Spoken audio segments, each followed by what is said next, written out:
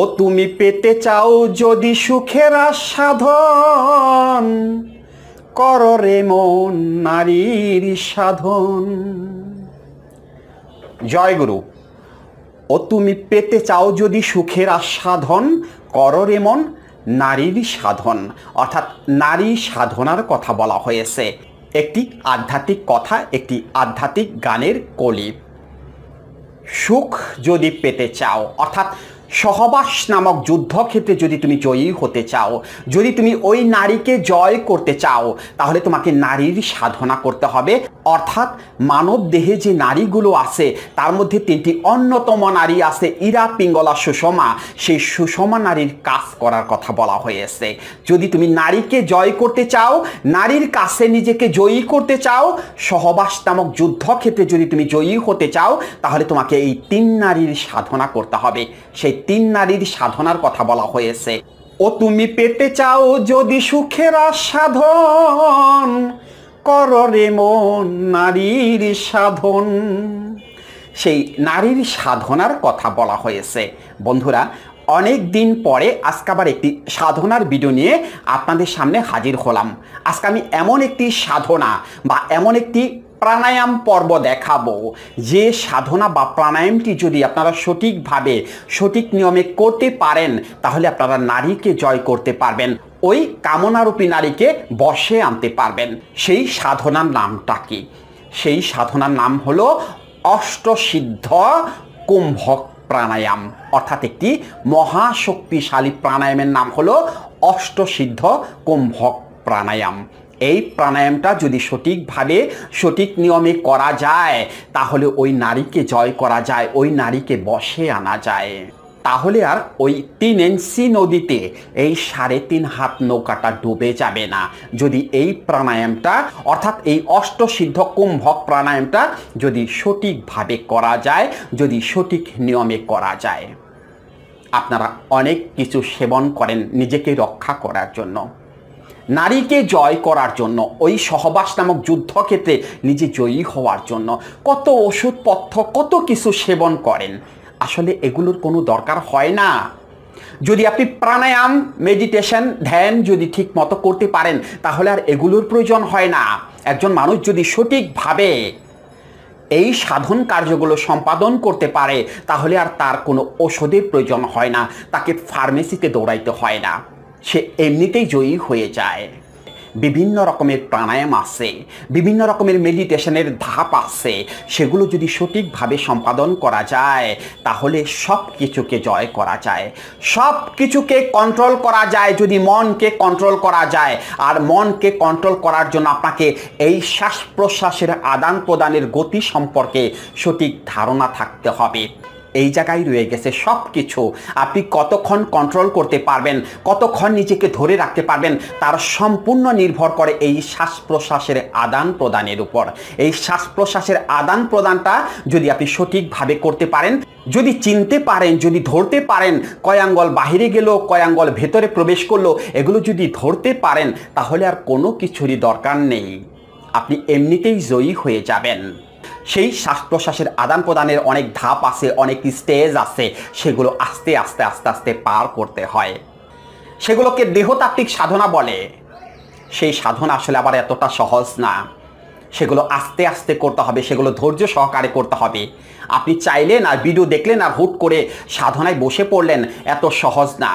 সেগুলো করার জন্য বেশ কিছু নিয়ম কানুন থাকে, সেগুলো আবার আপনাকে মানতে হবে, সেগুলো জানতে হবে। আর সেগুলো জানার জন্যই আপনাকে একজন গুরুর শরণাপন্ন হতে হবে, অর্থাৎ একজন সঠিক গুরুর কাছে যেতে হবে। আবার সেই গুরুর দেহতত্ত্ব সম্পর্কে সঠিক ধারণা থাকতে হবে।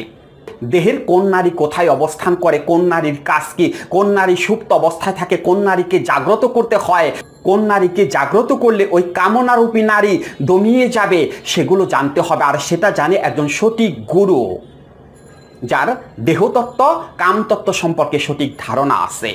তার কাছে আবার যেতে হবে, যিনি বুঝে, যার জ্ঞান আছে, যিনি জানে কোথায় কি অবস্থান করে, শ্বাস প্রশ্বাসের কখন কি হয়, যিনি জানে, তার কাছে যেতে হবে। যদি আপনি জানতে চান, যদি আপনি শিখতে চান, তুমি যদি জানতে চাও কামেল গুরুর কাছে যাও, সে দেবে পথেরই সন্ধান। তুমি যদি জানতে চাও কামেল গুরুর কাছে যাও, সে দেবে পথেরই সন্ধান। অর্থাৎ একজন কামেল গুরুর কাছে যাওয়ার কথা বলা হয়েছে। আপনি যদি জানতে চান দেহতত্ত্ব কামতত্ত্ব সম্পর্কে যদি জানতে চান, তাহলে আপনাকে একজন কামেল গুরুর কাছে যেতে হবে, একজন কামেল গুরুর হাতে হাত রাখতে হবে। যদি জানতে চান, যদি বুঝতে চান, যদি দেহতত্ত্ব সম্পর্কে সঠিক ধারণা পেতে চান, তাহলে যেতে হবে, আপনাকে পথে নামতে হবে, সাধু সঙ্গ করতে হবে। তা না হলে আপনি জানতে পারবেন না, এত সহজ না। এই যে আজকে যে প্রাণায়ামের কথাটা আমি বললাম, অষ্টসিদ্ধ কুম্ভক প্রাণায়াম, এই অষ্টসিদ্ধ কুম্ভক প্রাণায়াম করতে হইলে আপনাকে আরও বেশ কিছু জিনিস জানতে হবে। কুম্ভক ধারণ করা, অর্থাৎ দমটাকে ধারণ করা, সেটার নাম হলো কুম্ভক। তার আগে দুটো স্টেপ বা দুটো ধারা আছে, সেই ধারা দুটো কি? সেই ধারা দুটো হলো রেচক এবং পূরক। এগুলো আবার জানতে হবে। রেচক কি, পূরক কি, বা কুম্ভক কাকে বলে, এগুলো আবার জানতে হবে। এই সম্পর্কে ইতিপূর্বে আমাদের চ্যানেলে কিন্তু ভিডিও দেওয়া হয়ে গেছে। এই রেচক, পূরক, কুম্ভক প্রাণায়াম কি, কিভাবে করতে হয়, এই সম্পর্কে কিন্তু আমাদের চ্যানেলে ভিডিও আছে। আপনারা চাইলে পরে সেগুলো দেখে নিতে পারেন। তারপরেও আজকে আপনাদের আমি বলে দিতেছি রেচক কি, পূরক কি, কুম্ভক কি, বা অষ্টসিদ্ধ কুম্ভক কিভাবে করতে হয়। আজকে সব কিছু এই ভিডিওতে আমি বিশ্লেষণ করে দেব, আবার দেখিয়েও দেব কিভাবে অষ্টসিদ্ধ কুম্ভক প্রাণায়াম করতে হয়। আপনারা একটু ভালো করে মনোযোগ সহকারে ভিডিওটা দেখার চেষ্টা করুন। পূরক অর্থাৎ পূরণ করা, গ্রহণ করা। বায়ু, বাতাস, বাতাসকে গ্রহণ করার নামই হলো পূরক, পূরক প্রাণায়াম। দ্বিতীয় যে স্টেপটা আছে সেটা হলো রেচক, যেটাকে ত্যাগ করা বলা হয়। অর্থাৎ আপনি যে বাতাসটা গ্রহণ করতেছেন, সেই বাতাসটাকে ত্যাগ করার নামই হলো রেচক, অর্থাৎ ত্যাগ করা। আর কুম্ভক হলো ধারণ করা, অর্থাৎ বাতাসটা আপনি গ্রহণ করতেছেন, বায়ুটা আপনি গ্রহণ করতেছেন, গ্রহণ করে কতক্ষণ ধারণ করতে পারতেছেন, সেটাকে বলা হয় কুম্ভক বা কুম্ভক প্রাণায়াম। অ্যাকচুয়ালি কথাটা হবে এইরকম, পূরক, কুম্ভক, রেচক। কিন্তু আমরা আসলে কথাটা ওইভাবে বলি না, আমরা বলি রেচক, পূরক, কুম্ভক। না, আসলে ওটা ভুল কথা। আসলে কথাটা হবে এইরকম, পূরক, কুম্ভক, রেচক। অর্থাৎ গ্রহণ করুন, ধারণ করুন, ত্যাগ করুন। মূল বিষয়টা হলো এইটার মধ্যেই সব কিছু রয়ে গেছে। অর্থাৎ এই যে পূরক, কুম্ভক, রেচকের মধ্যেই রয়ে গেছে সব কিছুর কাজ। এই তিনটি প্রাণায়ামের মধ্যেই রয়ে গেছে ইরা পিঙ্গলা সুষমা নারীর কাজ। অর্থাৎ আপনাদের যে বারবার ভিডিওতে বলা হয় ইরা পিঙ্গলা সুষমা নারীর কাজ, অর্থাৎ নারীকে জয় করার জন্য, সহবাসে নিজেকে জয়ী করার জন্য, নিজেকে ধরে রাখার জন্য যে তিনটি নারীর কথা বলা হয়, সেই তিনটি নারীর কাজই রয়ে গেছে এই পূরক, কুম্ভক এবং এই রেচকের মধ্যে। এই তিনটি জিনিস যদি সঠিকভাবে করা যায়, তাহলে সে নারীর কাছে জয়ী হয়ে যাবে। তার আর কোনো কিছুর দরকার নেই, সে এমনিতেই নারীর কাছে জয়ী হয়ে যাবে, সে নারীকে বশে আনতে পারবে। যুগ যুগ ধরে যারা সাধনা করে আসতেছেন নারীকে জয় করার জন্য, কামুকরূপী নারীকে বশে আনার জন্য, তারা এই তিনটি কাজ করে যাচ্ছেন। অর্থাৎ এই তিনটি প্রাণায়ামের সাধনা তারা করে যাচ্ছেন। তারা আস্তে আস্তে ধাপে ধাপে সেই পথগুলো উতরে যাচ্ছেন। এখানে একটি অন্যতম কাজ হলো এই কুম্ভক প্রাণায়াম। এটার মধ্যেই রয়ে গেছে সব কিছু। অর্থাৎ আপনি দমটাকে কতক্ষণ ধরে রাখতে পারেন, তার উপরে নির্ভর করবে আপনি সহবাসে কতটুকু সময় ব্যয় করতে পারবেন, কতটুকু আপনি নিজেকে ওই জায়গাটায় ধরে রাখতে পারবেন, তার উপরে নির্ভর করবে। অর্থাৎ আপনার এই দম ধরে রাখার উপরে নির্ভর করবে আপনি ওই জায়গাটায় জয়ী হবেন নাকি ওই জায়গাটা আপনি হেরে যাবেন। আপনি ওই কামনারূপী নারীর কাছে জয়ী হবেন নাকি ওই জায়গাটা আপনি হেরে যাবেন, ওই জায়গাটা আপনি মাথা নত করবেন। এটা সম্পূর্ণ নির্ভর করতেছে আপনার এই দম ধরে রাখার উপরে। অর্থাৎ এই কুম্ভকের উপরে নির্ভর করতেছে সব কিছু। সেই জন্যই বলা হয়েছে, আমি বলি না, সাধক কুল বলেছে, যার দম বড় তার কাম শক্তি অনেক বেশি ঊর্ধ্বে।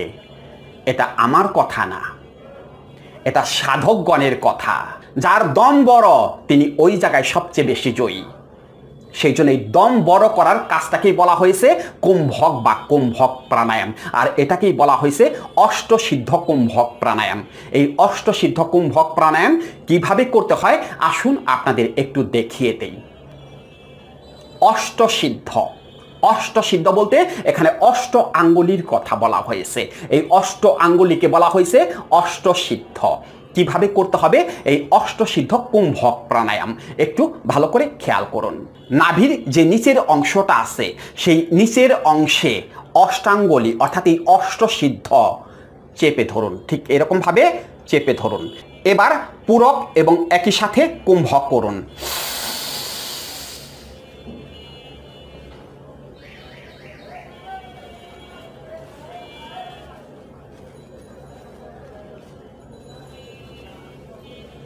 আর এই কুম্ভক করা শ্বাসটাকে ধীরে ধীরে মুখ দিয়ে ছেড়ে দিন।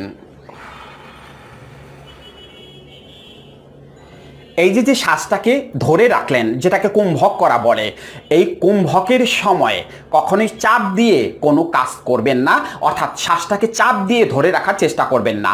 আপনি আস্তে আস্তে এটা সময়টাকে বাড়িয়ে তুলবেন, অর্থাৎ প্রথমে আপনি একটু সময় কম পাবেন, তারপরে আস্তে আস্তে আস্তে আস্তে এই সময়টাকে বাড়ানোর চেষ্টা করবেন। এটাকেই বলা হয় অষ্টসিদ্ধ কুম্ভক প্রাণায়াম। এটা কন্টিনিউ করে যান, কোনো কিছুর দরকার নেই। কখন করবেন?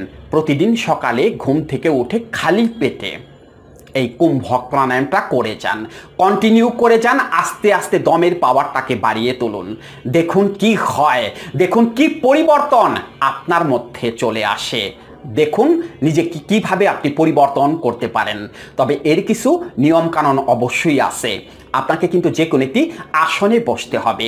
সুখাসন, পদ্মাসন, বজ্রাসন, যে আসনটিকে সুইটেবল মনে করেন এমন একটি আসনে বসে পড়বেন। আর অবশ্যই পরিষ্কার পরিচ্ছন্ন কাপড় চোপড় পরিধান করতে হবে। আর এই কাজটা করার আগে মাছ, মাংস, ডিম এগুলো খাওয়া যাবে না। এগুলো খেয়ে কিন্তু কখনোই এই প্রাণায়ামটা আপনারা করতে যাবেন না। এটা কিন্তু বিশেষভাবে আপনাদের কাছে অনুরোধ করা যাচ্ছে, তা না হলে কিন্তু হিতে বিপরীত হয়ে যাবে। অতএব যা কিছুই করেন বুঝে শুনে করার চেষ্টা করবেন। কন্টিনিউ এই অষ্টসিদ্ধ প্রাণায়ামটা 21 দিন বা 31 দিন আপনারা চালিয়ে যান।